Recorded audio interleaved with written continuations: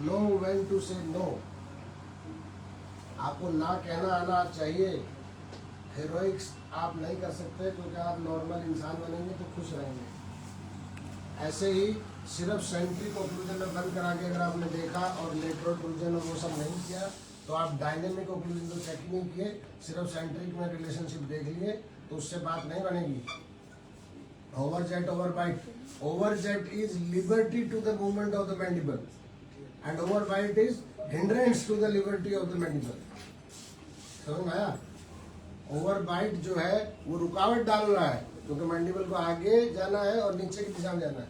ओवरजेट अगर ज्यादा हो तो वो सुविधा पैदा कर रहा है नीचे और आगे जाने में। ये बात क्लियर हो गई?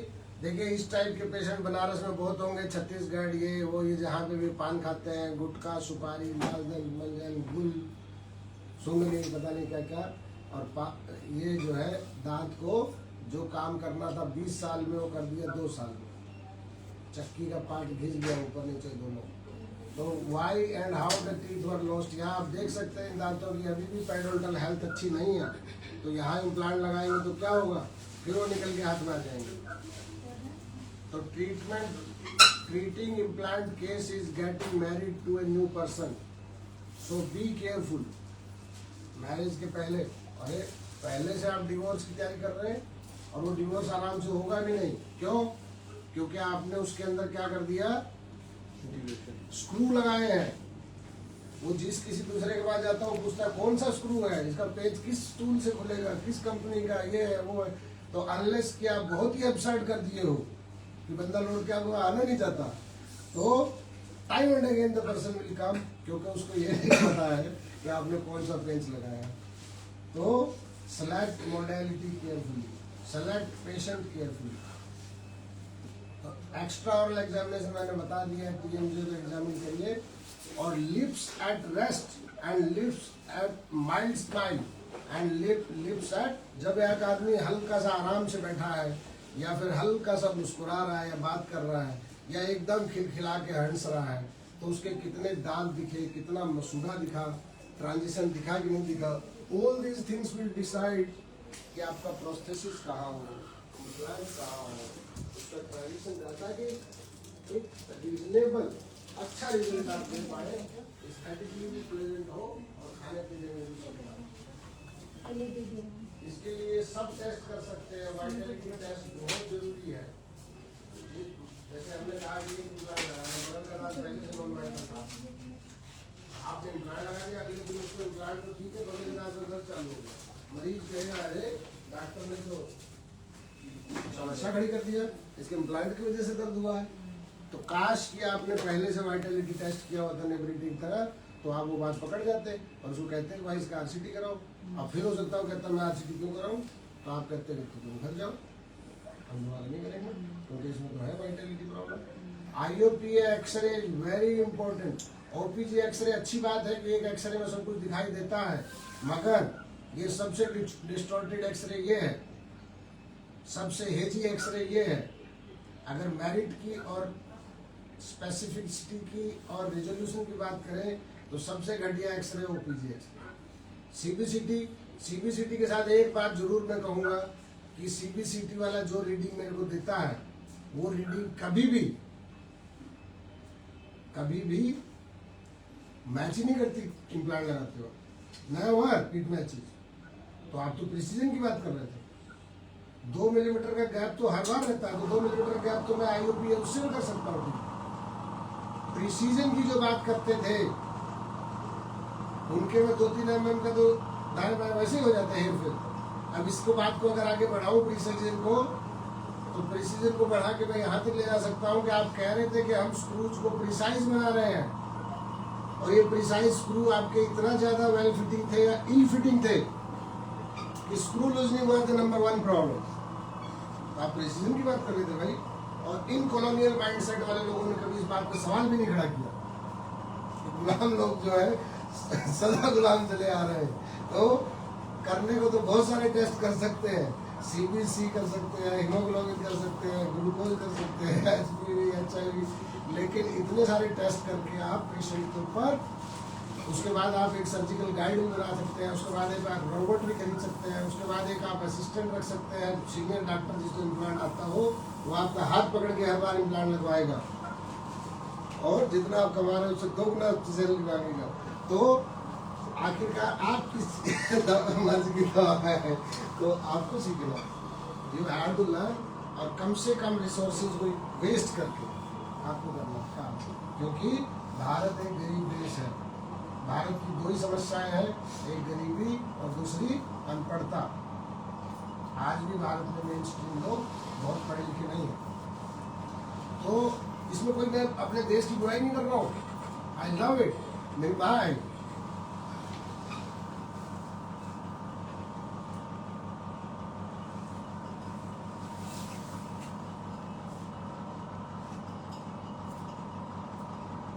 तो आपको मॉडल जरूर बनाना है।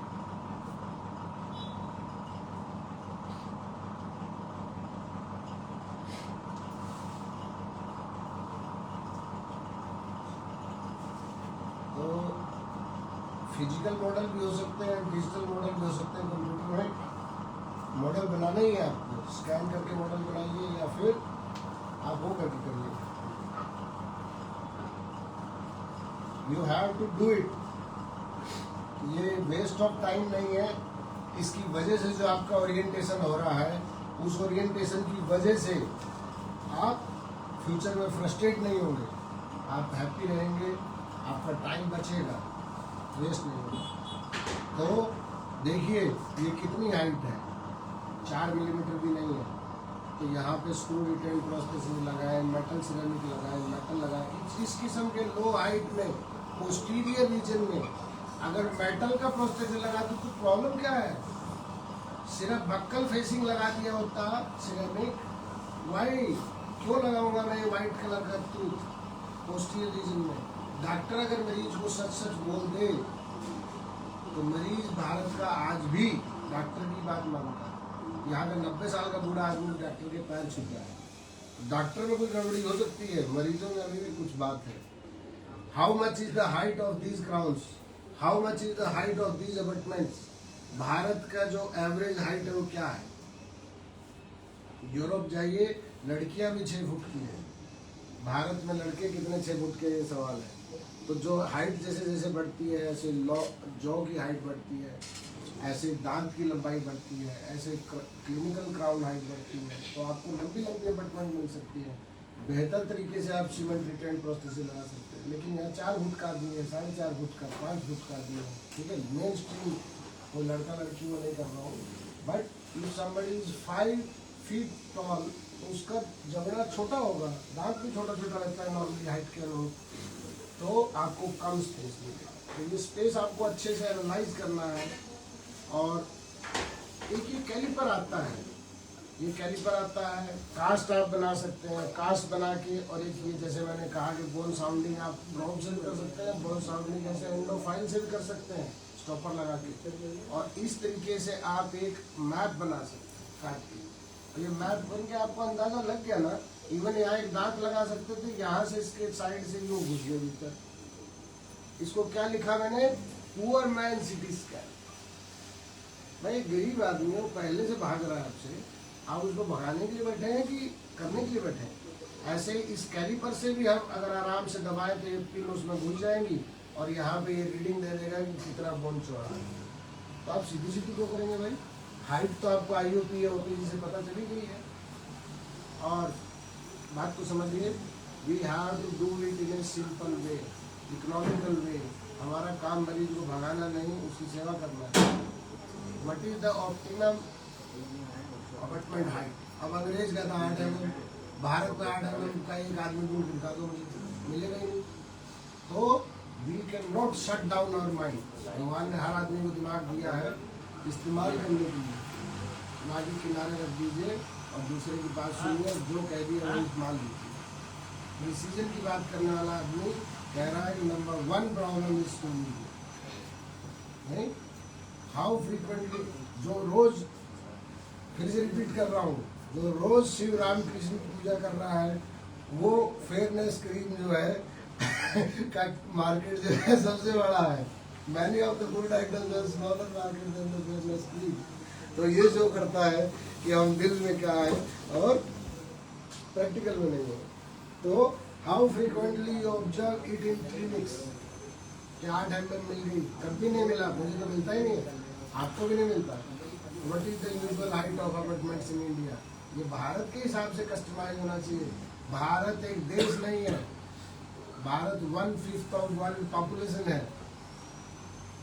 भारत यूरोप से बड़ा है, यूरोप में पता नहीं कितने देश है, यूरोप से बड़ा तो यूपी भी है। तो आपको देखना है कि अमेरिका क्या है, अमेरिका से बड़ा यूपी है। तो आपको देखना है कि यहाँ की जरूरत क्या है। आपको जान थोड़े दे रहे हैं कि भगत सिंह थोड़े बन रहे हैं, लेकिन एटलीस्ट बेयर मिनिमम कुछ तो सोचना होगा। संवेदनशीलता जीरो नहीं हो सकती इसमें। ओके, और बनारस में क्या होगी? ये अपार्टमेंट की हाइट, दिन भर पान खाएंगे, सुर्ती खाएंगे, लाल दंत मंजन, गुल, सुंगनी, ये तो हाल बिहार और झारखंड और तमाम इस पूरे ईस्टर्न पार्ट का है। तो हमको ये देखना है कि कितना लंबा अपार्टमेंट लग सकता है। ये मैंने बता दिया, ज्यादातर पार्ट ये भी बता दिया है। और ज्यादातर टाइम हम सिर्फ और सिर्फ ये प्रोस्थेसिस के बारे में सोचते हैं और इम्प्लांट की लंबाई चौड़ाई के बारे में सोचते हैं। ये बीच में जो सॉफ्ट टिश्यू रह जाते हैं दोनों के, इसके विषय में सोचते ही नहीं है। बेटा एक टिश्यू पेपर लाओ।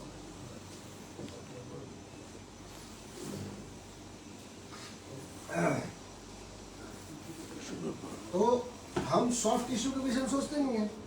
सॉफ्ट टिश्यू टिश्यू पर लगे सबको चाहिए, 11 बजे टिश्यू पर लगे सबको चाहिए। इसको जिंदा को जिंदा रखना, खून का दौरा होना चाहिए। अगर ये सॉफ्ट टिश्यू बहुत पतला होगा तो क्या होगा? इसकी थिकनेस हमको बढ़ानी होगी हेल्थ को मेंटेन रखने के लिए। अब ये तो मैं बोल चुका हूँ, आपको ये चाहिए, आपको रोबोट चाहिए, आपको हवाई जहाज चाहिए, ठीक है, तब आप इम्प्लांट लगाएंगे। ये नहीं हो सकता है, ठीक है। आपको मेन स्ट्रीम 10 में से 9 मरीजों का आपको इलाज करना है। आपको देखना है कि अफोर्डेबिलिटी कहाँ है, अगला क्या चीज़ करवा सकता है, क्या नहीं करवा, हो ही नहीं सकता, वो कैसे होगा भाई? तो टूथ से इम्प्लांट की दूरी क्या हो? 2 mm। इम्प्लांट के इधर और इधर बोन कितनी हो? कम से कम 1 mm। इम्प्लांट से इम्प्लांट, ये दोनों मेटल है, मरी हुई चीज़ है, इनके बीच में जो टिश्यू है उसको सबसे ज़्यादा मोटा होना होगा, 3 mm कम से कम। इसका एक एक्रोनिम है बिल्कुल आसान, 1 2 3, ठीक है, आसान है, याद रखिए। अरे यार मेरा ये लैपटॉप ऑफ हो जाएगा, चार्जिंग लगाओ जल्दी लेकर चार्जर वहाँ से, मेरे कमरे में भाई चार्जर आप ले जाओ, मेरी टेबल पे लगा हुआ है। तो अगर लेबियल साइड पे हमारे बोन बहुत पतली है, आप लोगों ने देखा होगा कि बाढ़ आती है तो कैसे पेड़ जो है गंगा जी में और तमाम नदियों में गिरते हैं लौट लौट के। तो मिट्टी एक दिशा से अगर निकल जाएगी तो पेड़ का क्या होगा? यही हाल, बहुत सारे पेशेंट तो इम्प्लांट को प्लांट ही बोलते हैं। तो प्लांट की तरह और ट्री की तरह गंगा जी में जा गिरेगा। डायमीटर ऑफ इम्प्लांट क्या हो भाई? ये एक मजबूत स्ट्रक्चर होना चाहिए, लेकिन इसको मजबूत बनाते बनाते इस मुर्दा चीज को डालते हुए आप जिंदा चीज को खोद खोद के ब्रेन में नहीं डाल सकते हैं, राइट? तो इम्प्लांट का डायमीटर बेटर होगा कि 3.75 हो, 4.2 हो। शुरू करें, जल्दी फिनिश कर दो बेटा, ठीक है। तो must have sufficient bone all around, तभी वो जिंदा रहेगा। तो ढेर नहीं बढ़ाना है, 3.5 4.3 इसी के दाएं बाएं, बहुत पतला भी नहीं करना है, बहुत मोटा भी नहीं, जुडिशियस। लंबाई क्या हो? 16 mm लंबा भी लगा दो तो कोई बुराई नहीं है। देखिए 16 mm लगा दो, कोई बुराई नहीं है, लगाइए अगर लग सकता है। जेंटली जाइए, धीरे धीरे जाइए, बोन चारिंग मत करिए, बोन ताकि ठंडा रहे। साइनस लिफ्ट बहुत बार करना पड़ता है, वो सब चीज़ों के अंदर भी मैं आऊँगा। अभी मैं वाइटल स्ट्रक्चर जो है वो ठीक से रहें, इस बात का ध्यान देना है।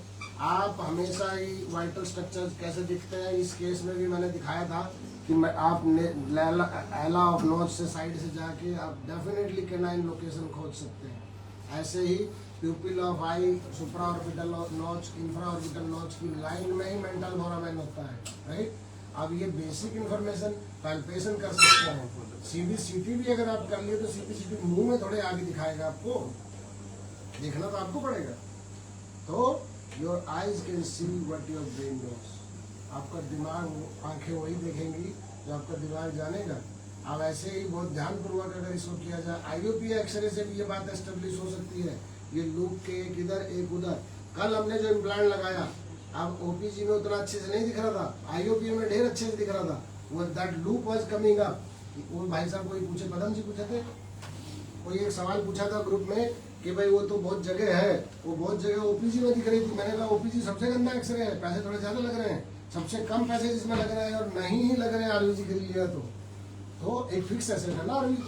तो आप 10 एक्सरे लीजिए, चवन्नी में एक एक्सरे करिए। तो ये ड्रिलिंग के विषय में मैंने कल बता दिया पूरा।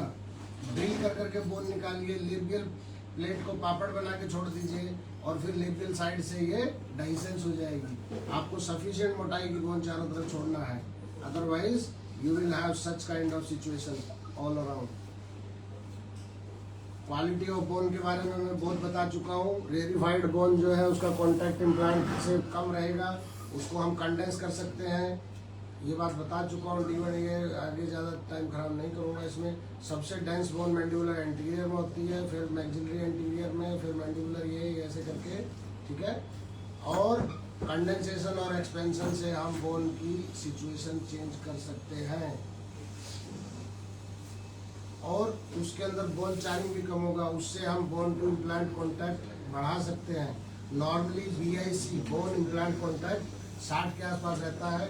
हकीकत ये है कि ऐसा करके शायद आप 80 तक ले जा सकते हैं। और ये सिंपल मेथड है, इसमें हमने कोई मशीन नहीं यूज किया है, सिंपल स्क्रूज यूज किए हैं और वो स्क्रू सॉलिड है, खराब होने नहीं है। करते जाइए। ये देखिए यहाँ पे मैंने ये कल भी दिखाया था, वैसे दिखाया था। ये यहाँ पे कॉन्टैक्ट, ये यहाँ कॉन्टैक्ट नहीं है, लेकिन अगर मैं इसको कंडेंस कर दूं तो कॉन्टैक्ट का लेवल बढ़ जाएगा। ये स्टेम्स है। अब ये वाला छोड़ देता हूँ थोड़ा सा। डेंटिस्ट इम्प्लांट बना, मेरे से पूछेंगे अरे आप जो इम्प्लांट बना रहे हो उसका क्या है? कुछ नहीं भाई, तुमको इम्प्लांट बनाना नहीं सीखना, मान लो मत सीखो, नो प्रॉब्लम। मैं बना रहा हूँ, मैं जो कर रहा हूँ करने दो मुझे, ठीक है। आपको कम से कम इतने दुनिया भर में इम्प्लांट मिल रहे हैं, यहाँ भी बाजार में मिल रहे हैं, कम से कम इतनी अकल तो होनी चाहिए डेंटिस्ट को कि कौन सा इम्प्लांट किस सिचुएशन के लिए बेटर है। उसको सेलेक्ट करना है ना चाहिए, बनाना ना है, किसी से ले लो जिससे लेना है। ये वाले चक्कर में कोई ना रहे कि हम इम्प्लांट भी सेलेक्ट नहीं कर रहे हैं, ठीक है। हमको कुछ नहीं करना, आप किसी से ले लीजिए, लेकिन आपको बोन के बारे में, सॉफ्ट टिश्यू के बारे में तो पता होना चाहिए। अगर ये नहीं पता होगा तो कैसे बात बनेगी। मैं अभी कुछ डिटेल छोड़ रहा हूँ, पेशेंट इज रेडी। तो क्वांटिटी ऑफ बोन और क्वालिटी ऑफ बोन बहुत इंपॉर्टेंट है। इस बारे में मैं मोटा मोटी काफ़ी कुछ बता चुका हूँ, वैसे I will not waste time. और ये ऑल ऑन 4 के बारे में मैंने कुछ लिखा है यहाँ पे। ऑल ऑन 4, पहली बात तो ये ऑल नहीं है, फिर चलो 4 तो है। इन 4 में से मैनी टाइम्स एक टूट जाता है या फेल हो जाता है, तो इसका आगे मैंने लिखा है नन ऑन 3 तो 3 पे कौन सा बिग प्रोसेस लगा लोगे, ठीक है। और इन 4 को भी लगाने में आपने जो मल्टी यूनिट अबटमेंट लगाया, उसके चलते क्या हुआ, आपकी कॉस्ट 8 से भी ज़्यादा हो गई। और उसके बाद आपने कैंटिलीवर फिर भी छोड़ दिया, इसी वजह से स्क्रू टूटने लगा, उसके आसपास की बोन लॉस होने लगा। तो एनीवे, आप लोग पढ़िए, मेरी बात को सिर्फ मत मानिए, ठीक है, लेकिन किसी की बात को मत मानिए। Learn how to differ, learn how to raise a question, be smart. तो ये और नहीं है। Can we avoid cantilever? Cantilever जरूर अवॉइड करना है। मैंने एक डाला था उसमें, वो इसीलिए डाला था, उसमें तो बहुत छोटा छोटा कैंटिलीवर था, उसके बावजूद जहाँ कैंटिलीवर था वहाँ दिक्कत दिख रही थी साफ साफ। तो कैंटिलीवर अवॉइड करना है, कैंटिलीवर अवॉइड करना है। कैंटिलीवर इतना अवॉइड करना है कि सेल्फ कैंटिलीवर को भी अवॉइड करना है। इम्प्लांट का डायमीटर तो छोटा सा हो सकता है। मैं हमेशा कहता हूँ there is a lollipop on the stick. Implant का हाल ये है, इम्प्लांट के ऊपर जो प्रोस्थेसिस लगा रहे हैं still it is a lollipop on the stick, क्योंकि इम्प्लांट का डायमीटर प्रोस्थेसिस तो बहुत छोटा है, तो तो सेल्फ कैंटिलीवर्ड ऑलरेडी है बेचारा, तो आप इसको और जबरदस्ती क्यों कैंटिलीवर करने की कोशिश कर रहे हैं। अब एक इम्प्लांट लगाने पे 5,000, 20 लगाने पे 1,00,000, राइट। तो we have to be humane. मैंने फिर कहा कि यहाँ का 90 साल का आदमी भी डॉक्टरों के पैर छूता है, आज तक भी बचा है कल्चर, राइट। तो इतने सारे इम्प्लांट एक मुंह में लगा देना, this is foolish. We have to be reasonable. 3 दांत के लिए नॉर्मली 2 इम्प्लांट लगा दे तो इट इज ओके। ये देखिए, ये बहुत पुराना केस है मेरा। बहुत ही एक पुअर आदमी थे, मंदिर में कोई पुजारी वगैरह थे, उनको लगाया था फॉर लॉन्ग टाइम की surviving. Similar is this case. और फिक्स प्रोस्थेसिस अच्छा है कि रिमूवेबल? रिमूवेबल अच्छा है, काश की डॉक्टर सच बोल दे। और भारत के लिए रिमूवेबल प्रोस्थेसिस हमेशा ही ज्यादा पॉपुलर होगा। क्यों? फिर से बात आ गई वहीं, लोग पढ़े लिखे कम है, लोग गरीब हैं। रिमूवेबल प्रोस्थेसिस 1,000 रुपये में बेहतरीन प्रोस्थेसिस बन जाएगा। और आप दूसरा प्रोस्थेसिस बनाने में आखिर कर क्या रहे हो? पैसे तो लैब वाले को दे दिए, और फिक्स प्रोस्थेसिस बनाने में बहुत सारा पैसा इम्प्लांट वाले को दे दिए, और फिर उसके बाद वो गाइड वाइड बनाने के लिए भी किसी को दे दिए। तो पैसा ढेर सारा पेशेंट से लिए तो, लेकिन हर तरफ बांट दिए। मतलब यू आर टू जेनरस।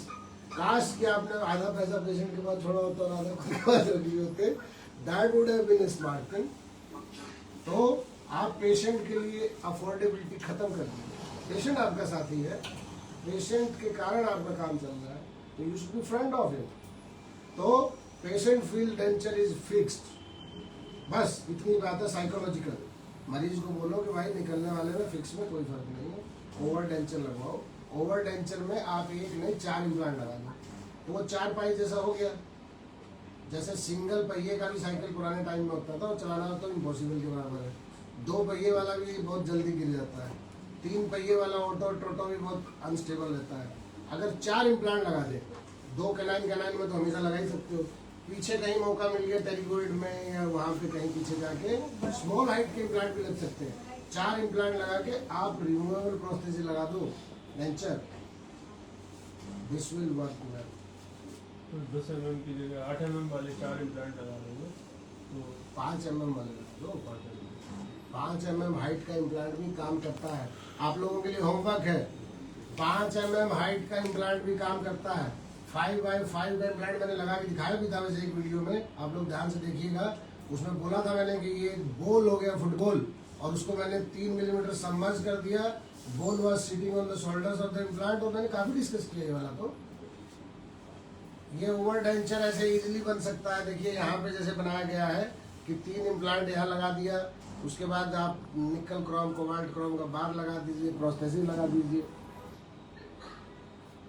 पीछे 2 इम्प्लांट लगाने की बात इसलिए कर रहा हूँ कि वो पीछे की तरफ भी अगर 2 लग जाए, उनको प्रोटेक्शन होके जो इस पे जो ये वो लगेगा, लीवर फोर्स आगे वालों पर खराब करेगा, तो 4 लगाना बेहतर है। ये मैं कह रहा हूँ, आप लोग भी अपना दिमाग लगाइए। अब ये मत बोला अपने आप भी अपनी मर्जी से कहने लग गया, भाई मेरी मर्जी से मैंने दिमाग लगा के बोल दिया। आप भी सोचो, पेशेंट की एक्सपेक्टेशन फिर से रिएवैल्यूएट करिए। एक 80 साल का आदमी 18 साल का, 60 साल का आदमी 16 साल का बनना चाहता है, ये अनरियलिस्टिक है। रावण सीता से शादी करना चाहता है, ये गलत बात है, राइट। ये हो नहीं सकता है, ये है टू क्विक, ठीक है। तो हमें जो है उसको बोलना है कि भाई ये नहीं हो सकता। और पेशेंट को सब कुछ समझाने के बाद हमको क्या बोलना है, 2nd और 3rd ओपिनियन के लिए आप जहाँ चाहे वहाँ जाइए। You should be confident on your terms. अगर आप उसको फ्री छोड़ देंगे, वो लौट के आएगा पक्का। अगर आप एकदम जबरदस्ती पकड़ के रखेंगे और you will say that it is my butterfly, then you will crush it, you will grab it, you will crush it, someday she will run off. तो थैंक यू। अभी हम लोगों का केस एकदम रेडी हो चुका है, उसको इनिशिएट करते हैं। सवाल आप लोग उस ग्रुप में लिख दीजिएगा प्लीज, केस में लेट नहीं करना चाहता।